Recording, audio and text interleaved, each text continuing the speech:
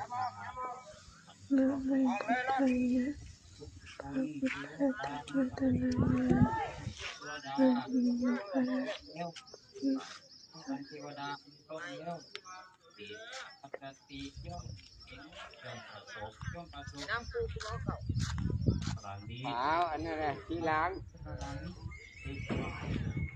อาทิตย์ละวันวันคันคันศิลาหิคันหาเทวอาหันวันคันอาหันวันคันนิพพาน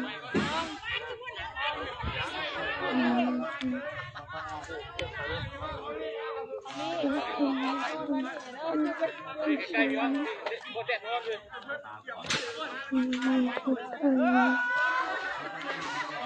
พระพุทธธรรมรัตนายะย้อนพี่นะย้อนพี่นะ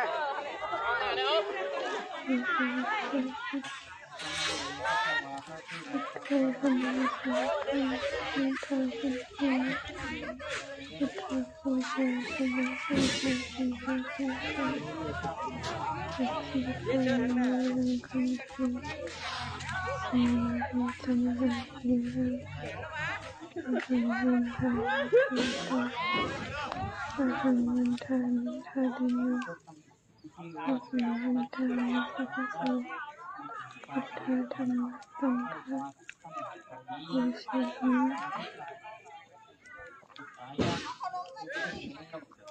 นะโมพุทธายะพระพุทธธรรมรัตนายะอาหิโยภะระสิ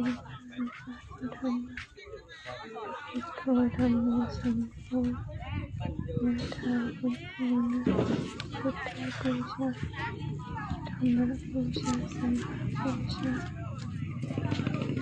สีหานังวารังคัมทังสีวาหิตมหาสีรังอะหังวันทามิภวตุนี่ละเมียนจบเป็นพระอับจบ สวรรค์ละเป็นตู้นะ เป็นสวรรค์แล้วเดี๋ยวเป็นสวรรค์แล้ว พูดละร้อยพูดละพูด โอ้ยเมียขึ้นสวรรค์แล้วเอาหัวไปขึ้นเอาไปสบายละมันสบายแล้ว องค์ของเราเป็นตัวเดียวของตัวและสุสุขติเดตัวตัวเดียว